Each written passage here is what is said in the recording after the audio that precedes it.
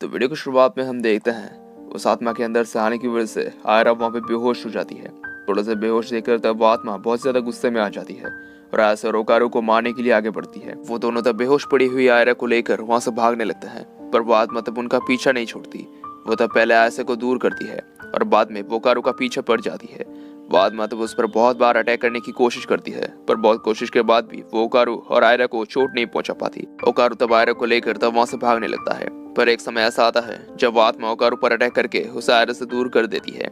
आयरा तब वहां पे अकेले पड़ी होती है और वो आत्मा तब उसे खाने के लिए उसकी तरफ बढ़ने लगती है, पर तभी वो एक जगह पर रुक जाती है और अपनी जगह से आगे नहीं जा पाती।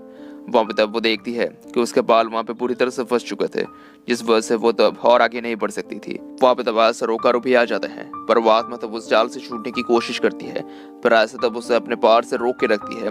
वो तब ओकारू को अपने पुल पार का इस्तेमाल करके उस आत्मा को मारने कहती है, पर ओकारू तो बताता है कि उसे कभी भी उन पार का इस्तेमाल करके किसी आत्मा को मारा नहीं है, तो उसे ये पता नहीं है कि कैसे उसे मारा जाए।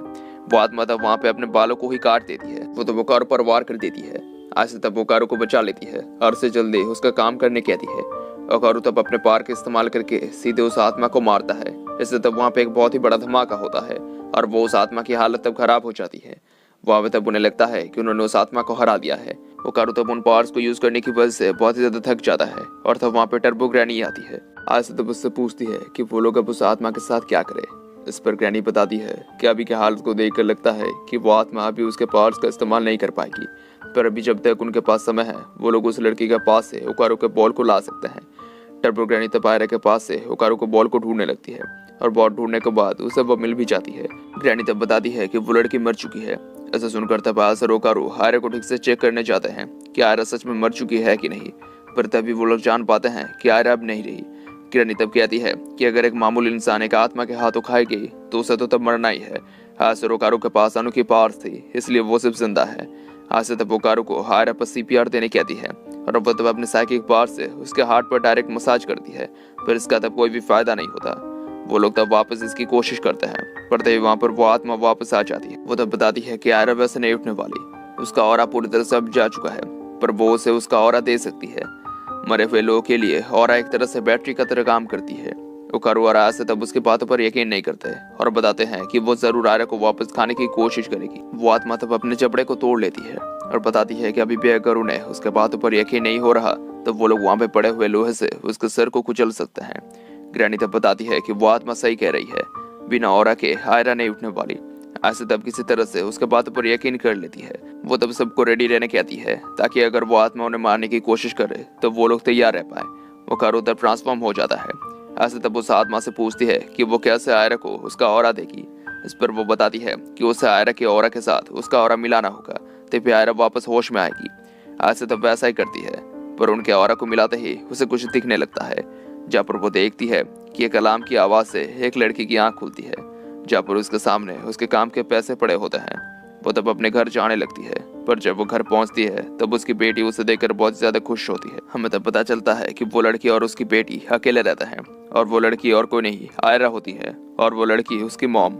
आयरा और उसकी मॉम एक दूसरे को अपनी जान से भी ज्यादा प्यार करते थे और आयरा की मॉम दिन और रात काम करके अपनी बेटी को पालती थी, उसके हर जरूरत का ख्याल रखती थी और उसे जितना ज्यादा खुश रखा जाए उतना खुश रखने की कोशिश करती थी। पर आयरा की मॉम उसके रात वाले काम से खुश नहीं होती, पर ऐसे ही वो लोग शांति से जिंदगी बिताने लगते हैं। कुछ दिनों के बाद आखिरकार आयरा का बर्थडे आ जाता है, जहाँ पर उसकी मॉम उसे तब एक पिंक ड्रेस खरीद देती है और उसे देखकर तब वो बहुत ज्यादा खुश होती है। रात में वो लोग आयरा के बर्थडे के केक को काटते हैं और थोड़ी देर बाद वो लोग सो जाते हैं। पर कुछ दिनों के बाद उनके शांति वाले दिन चल जाते हैं, जहाँ पर एक दिन आयरा के घर कुछ लोग उसकी मॉम से वसूली करने आते हैं, पर जब उन्हें पैसे नहीं मिलते तब वो लोग आयरा को ले जाने लगते हैं। उसकी मॉम तब ये नहीं देख पाती, इस वजह से वो तब उन लोगों से लड़ने लगती है, पर वो आदमी उसे बहुत ही ज्यादा मारने लगता है। इससे तब आयरा की मॉम बहुत ज्यादा घायल हो जाती है और उसकी पूरी बॉडी खून से भर जाती है। वो लोग तब आयरा को ले जाते हैं और आयरा की मॉम थक हार के एक जगह पर पड़ी होती है। वो तब बहुत ही ज्यादा लाचार होती है, पर इतने घायल होने के बावजूद भी वो बाहर चली आती है और पागलों की तरह आयरा को ढूंढने लगती है। कुछ दूर जाते ही तब उसे वो गाड़ी दिखती है जो आयरा को लेकर जा रही थी, पर वो तब कुछ भी नहीं कर पाती। उसे तब अपनी बेटी का ख्याल आता है, पर इतना ज्यादा घायल होने की वजह से और खून बहने की वजह से वो वहां पर ही गिर जाती है और आखिरकार उसकी मौत होती है। ऐसे वो तब आयरा को बचा नहीं पाती और एक आत्मा में बदल जाती है। कुछ दिनों के बाद उसकी आत्मा आयरा को ढूंढने लगती है, जहाँ पर उसे तब वो मिल भी जाती है जो एक दूसरे आदमी के साथ थी जिसने आयरा को तब गोद ले लिया था। वहाँ पे तब आयरा का रंग रूप भी पूरी तरह से बदल चुका था। वहाँ पे तब वो आत्मा कसम खाती है कि वो मरने के बाद भी आयरा को बचाएगी, चाहे कुछ भी हो जाए। और इस गुस्से की वजह से ही वो धीरे धीरे एक बुरी आत्मा या कहा जाए एक योकाई मॉन्स्टर बन गई। वहाँ पे तब प्रेजेंट में आयरा की आंख खुल जाती है। वो अब तब आयरा से भी सब कुछ देख चुकी थी। वो आत्मा तब बताती है कि वो सिर्फ आयरा को बचाना चाहती थी, पर उसे ये नहीं पता था कि वो कब एक मॉन्स्टर बन जाएगी।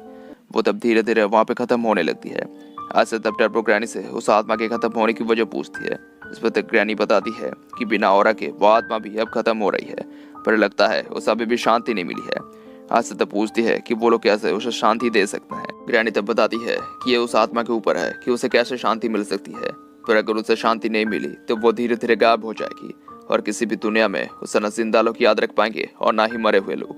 वो आत्मा तब आयरा से माफी मांगती है और बताती है कि उसकी वजह से ही आयरा इतनी मुश्किल में पड़ी थी। अगर वो उसकी बेटी ना होती तब वो और भी ज्यादा खुश रहती। आयरा तब उसके बातों को सुनकर उसके पास आके उसे पकड़ लेती है और आज तक उसके लिए इतना कुछ करने की वजह से उसका शुक्रिया अदा करती है। उस आत्मा को तब आयरा के साथ बिता हुए उसके पहले के पल याद आते हैं और आखिरकार वो पूरी तरह से खत्म होकर हवा के साथ उड़ जाती है। और इसके साथ ही वीडियो खत्म हो जाता है। Thank you for watching.